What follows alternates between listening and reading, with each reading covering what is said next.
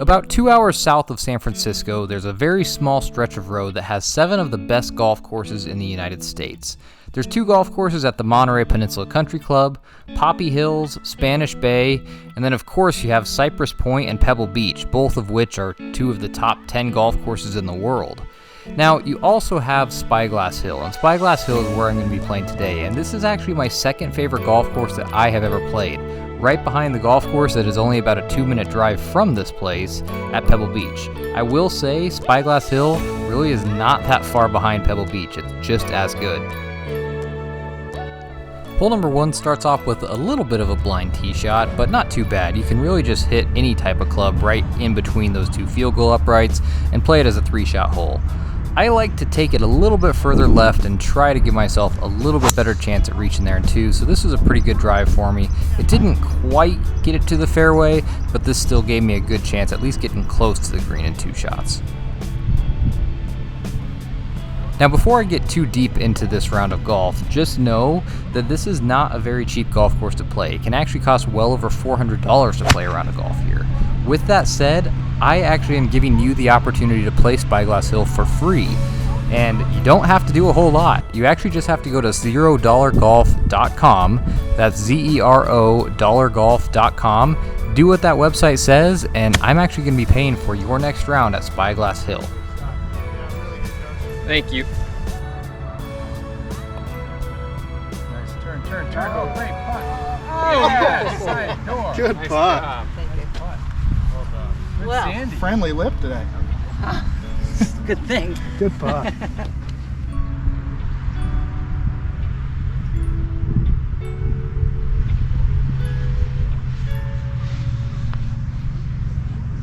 Oh, Smidge. Boy, She snaps. that really goes. So there you can see just how much these greens break even there on the first hole. On hole number 2, I'm just going to recommend don't hit a driver. Hit a long iron out in the middle of the fairway. If you hit it really high up on the hill, sometimes that's even a harder shot because you could end up in that really beachy type sand up on the left. So I just hit a 4-iron out into the middle of the fairway here, no problem off the tee box. And make sure when you see your second shot in, utilize that slope to the left of the green because that can sometimes funnel a golf ball a little bit further down towards the pin.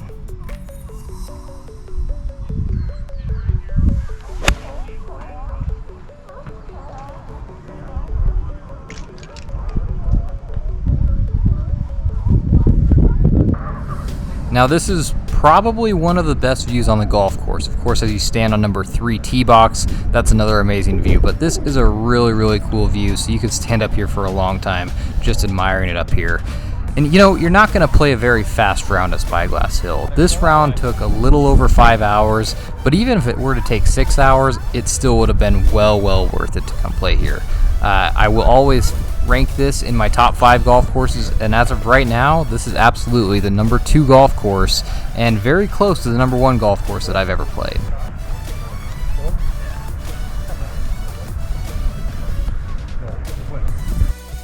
Number 3 is really one of the signature holes at this golf course. It's a downhill par 3 with the ocean in the background, and it's surrounded by sand. On the whole left side of the green, it's actually beach sand, which, guess what? You get to see me play out of there. But there's something really weird that happens on this hole to me today, so keep watching, and I want you to pay attention to my next shot. I pull my tee shot, of course, way left, and so I'm in the beach sand over here. But watch what happens. You're going to notice that I make okay contact with my golf ball, but watch where my golf ball is here and see if you could pick out what happens.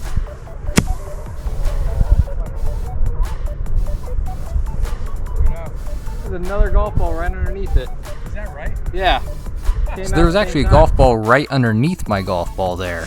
I don't think this is a penalty stroke, but I had no clue that there was another golf ball. Unfortunately, that kind of made mine come out with 0 spin whatsoever, so it kind of shot right over the green. But yeah, I got a free golf ball out of the deal. Unfortunately, it was directly under mine. Oh, you're fine. Get out, actually. All right. Good.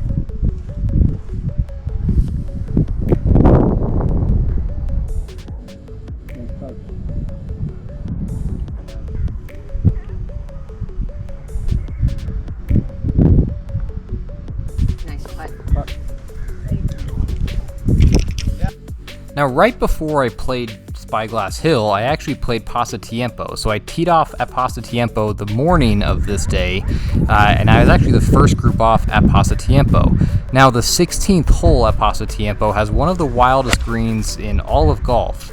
But the one green that you might be able to compare to it is this green right here, the 4th hole at Spyglass Hill. One of the narrowest greens that you're ever going to see, and it slopes severely from front to back. Luckily, I hit a really good iron shot in here and put this really close. But if you're not careful on this hole, this could be a very high score on the 4th hole at Spyglass Hill. Oh, what a kick. And it stuck really good. Wow. So here's a good look at this green and just how narrow it is. I don't know of any greens that are just as narrow as this, but the hard part about this green is how severe the slopes are. This is an extreme front to back slope, so in order to stay below the hole, you actually have to hit it past the flag. And you're gonna notice on this putt right here just how much this really does break.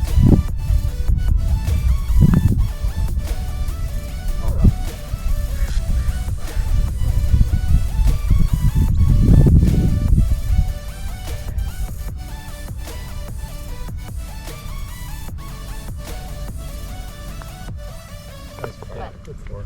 Great four. Thank you. Hole number 5 is an uphill par 3, and the biggest thing is to make sure you don't go long on this hole. A chip shot from the back bunkers could really be difficult, and some of that is just beach style sand behind there, so be careful. It is a back to front facing green, so if you go long, it's going to be a very difficult up and down from back there.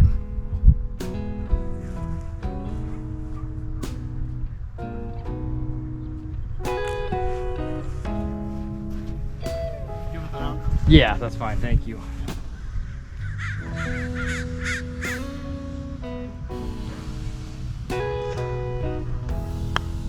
Pros are going to fight him for it. Nice putt. Nice. More.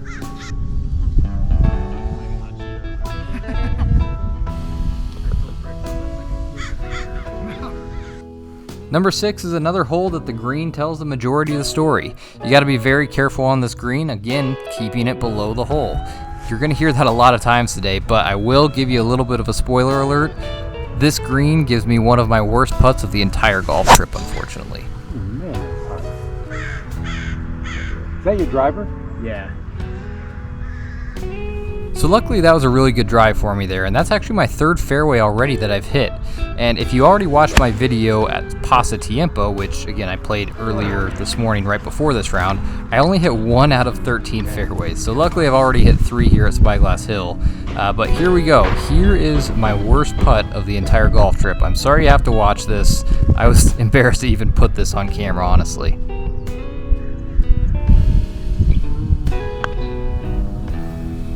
Oh my goodness gracious.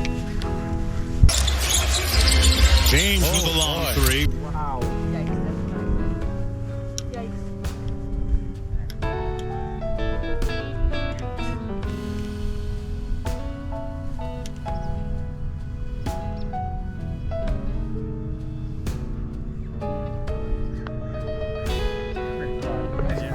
So a really good par save after that first horrible putt that I hit there. But number 7 is a very, very good hole, and it's one of the better holes I think as a golf course designer would look at.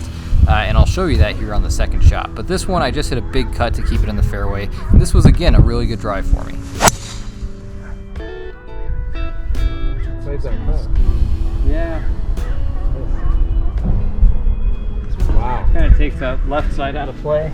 You play it all the time, or just not? You don't always play cut, do you? If it's a really tight hole, I will. You do? Yeah. And this is really what amazing course design does. You've got a huge ball above your feet lie here, which is pretty much what anybody's going to get off of the 2nd shot. But there's water left, so it's going to favor it to hook left in the water. That's why I kind of purposely pushed this out to the right a little bit, because you're so worried about that big hook with the ball above your feet like they do. So this green, once again, it's sloping towards the water, and it's a very difficult chip shot from where I am here to even keep it on the green. Thought I hit a good shot, but it just kept on releasing. Wow.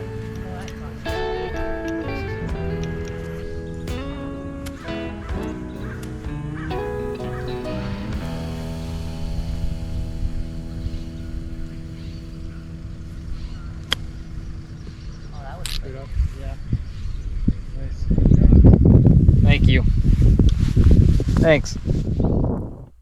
Most people consider the 8th hole the most difficult hole on the golf course here, and I probably would agree, especially if the flag is right. And of course, they decided to put the flag on the right side today, so I get to play it in probably its most difficult position. With that said, this does not favor my cut. You don't really want to hit a cut here. Luckily, I didn't hit it quite far enough, and it stayed short of the trees. You all right? I think it is on grass, maybe. It landed soft. Now on this second shot, if you have a right flag, just stay left of it. I try to take this pretty much right at the pin. Unfortunately, it kind of slopes away from you over that bunker, so be careful. I probably would just tell you stay left of this. Don't really go pin hunting with that flag. Yeah, I had no idea. It was right on it. Nice. In the hole. Yes, it's going in the hole. Hey! It's going in the hole all the way. I got that on camera too. Oh, wow. Swell. That's ridiculous. Great. Well done. Nice. Wow.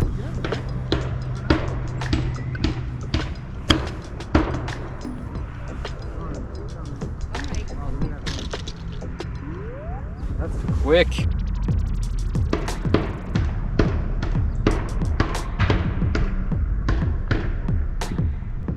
Gotta hit it. No, I missed that. Hole number 9 is another difficult par 4, but if you can keep your tee shot to the left, it does make it a little bit easier. This will play as a long approach shot no matter where you hit it, but ideally don't do what I did here.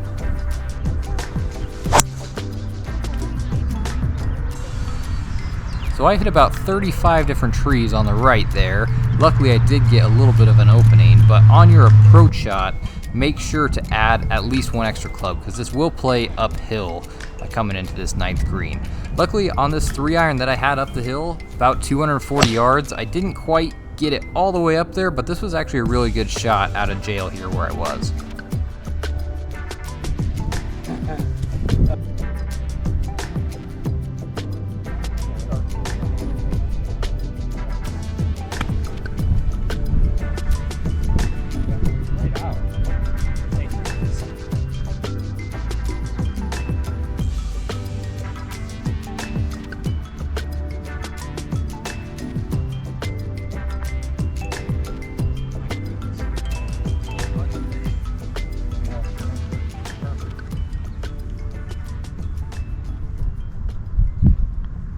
Alright, not a horrible front 9 for me. 3 over par, 3 bogeys, 6 pars, no birdies, but I did hit 4 out of 7 fairways, which is already 3 more than I hit this morning at Pasatiempo.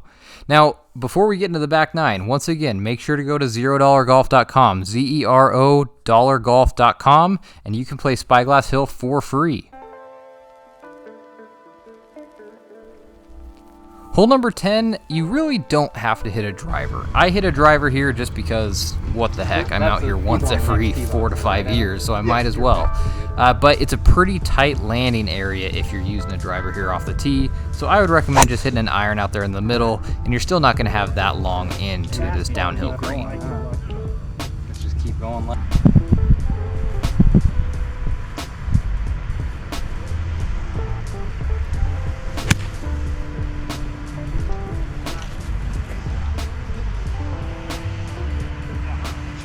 Thanks.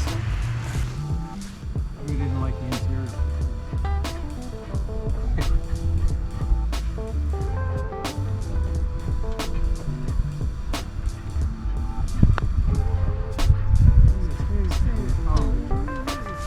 Pretty straight, huh? Yeah.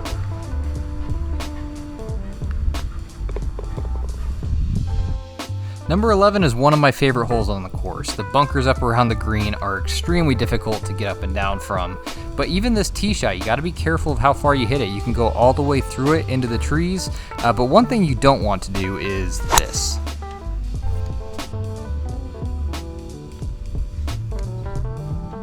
Oh.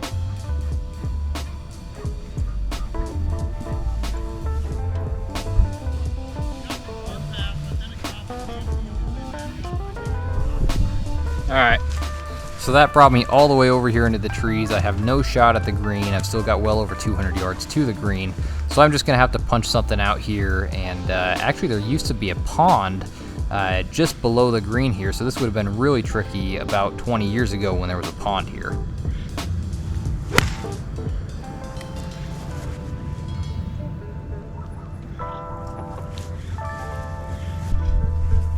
So right below me there, that's where you can see there used to be a pond. Now they've kind of filled it in with grass, and then there's some bunkers off on the right. However, I actually hit one of my best wedge shots of the day here, so I only hit this to about 6 feet from the hole. So this is finally going to give me my best look at birdie after 11 holes.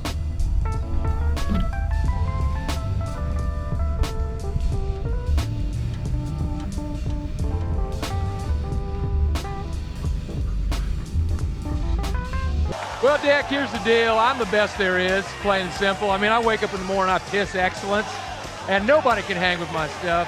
You know, I'm just a big, hairy American winning machine. Hole number 12 reminds me a lot of hole number 12 at Augusta National. It's a very tricky club selection. The wind kind of swirls up in these trees. Luckily, there's not too much wind whatsoever today, but it does play downhill and there's water short, which the green will funnel towards that water. So I hit a 7-iron and I didn't hit it well at all. It was kind of a chunky 7-iron. I pushed it out to the right. Luckily, I was far enough right that I was able to avoid the water. So now I have kind of a tricky chip all the way across the green to this pin. Okay.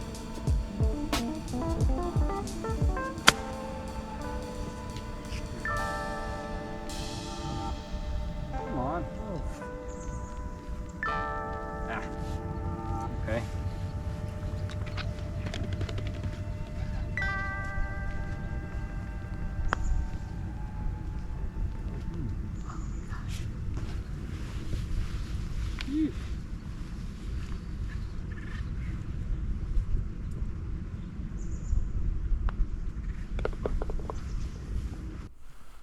Hole number 13 can play extremely long, especially if there's wind. It's an uphill par 4, but don't let only 460 deceive you. This can play well over 500 yards if there's wind.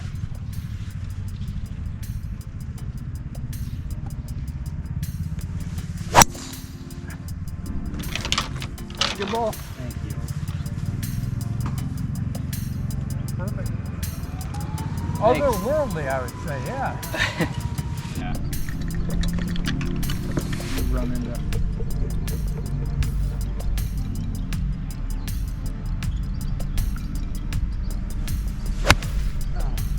That was not hit well.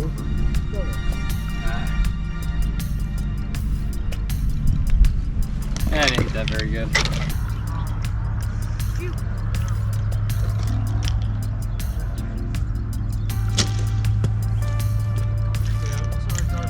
Oh, no, you're fine. Thank you. Oh, you know what?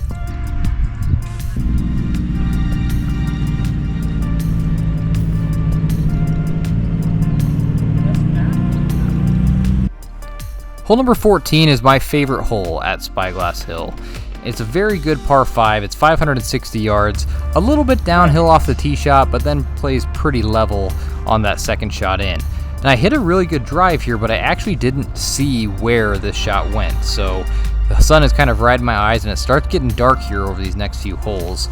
Luckily, it kind of went where I felt like it was going, and I checked my camera afterwards to make sure it was going towards the right. I have no clue.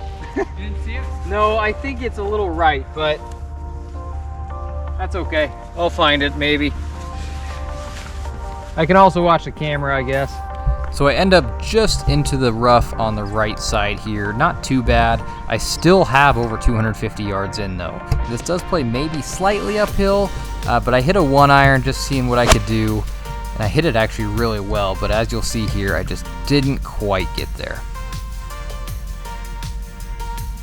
Ah!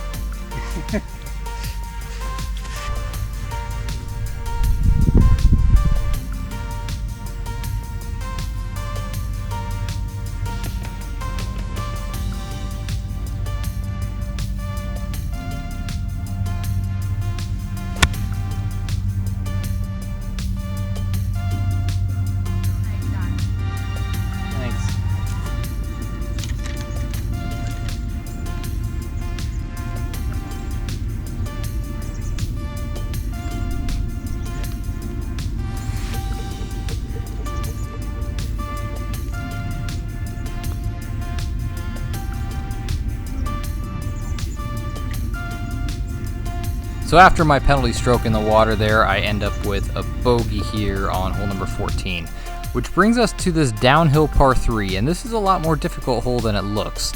It's only going to play about 115 yards for me going down the hill here, so I just have a gap wedge in my hand. Yet you got to be careful. Make sure to just hit the center of the green. If you go right, you're going to be in the water, and then long, those bunkers are going to be nearly impossible getting up and down from if you go over the green. Should hit that one up there.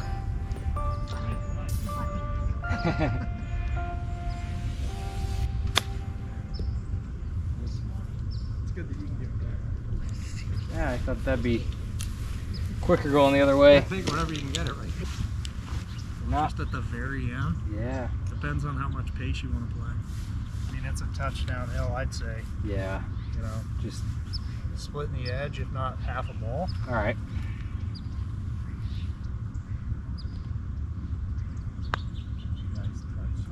Oh, it stayed there. Yeah. Me missing that putt was not the caddy's fault. The caddy gave me a good read. I just pulled it a little bit. So it was a lot of fun having a caddy. I don't really have caddies at all. And this was actually the caddy for the other people who was playing in our group.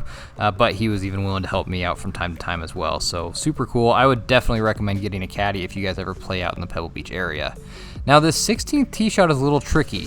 I'm glad the caddy told me where to go because I felt like I was going too far right, but you could actually go a little bit further right of even where I hit it here. So this ended up being a perfect drive for me. Yeah, I said good.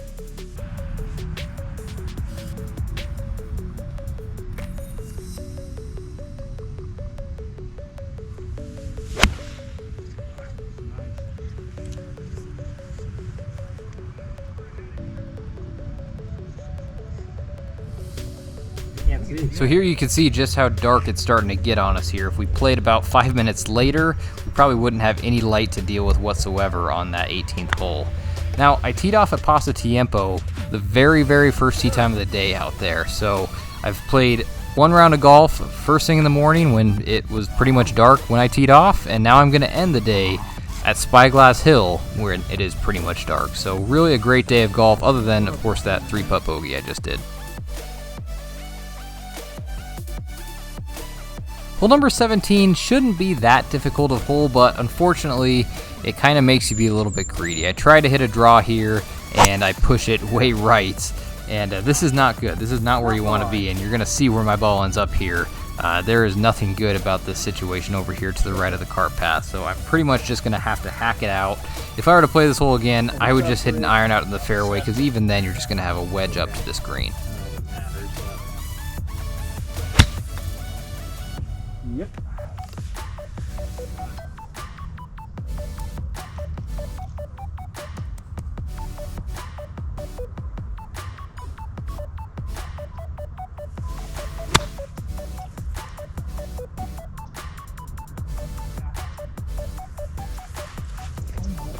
All right, take it home. Yes, and make it down.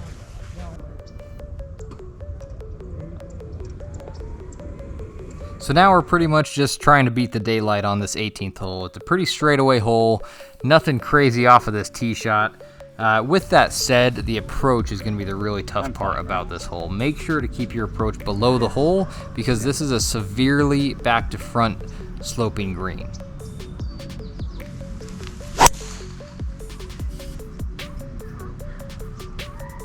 Should cover that bunker. Okay. It's all right.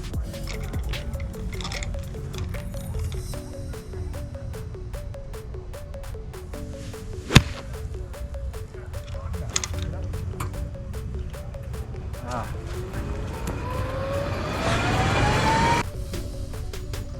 Just 52.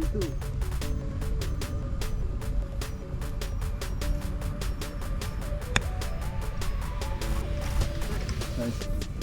Good.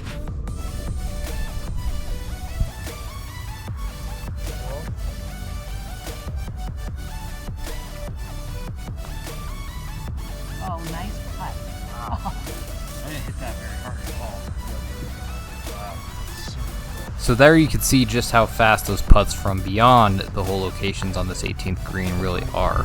But But that ends my round here at Spyglass Hill. 8 over par on the day, and actually 6 over par just in my last 7 holes. So I only had bogeys. I had 9 bogeys, 8 pars, and 1 birdie. So no double bogeys, which is usually a pretty good thing at Spyglass Hill. I just couldn't stay away from the bogey there on the back 9. With that said, that brings my YouTube career stats to plus 19, but I'm actually plus 15 just on the 2 rounds that I played today at Spyglass Hill and Paso Tiempo. So please like and subscribe. I hope that you can join me on our next video at our next golf course.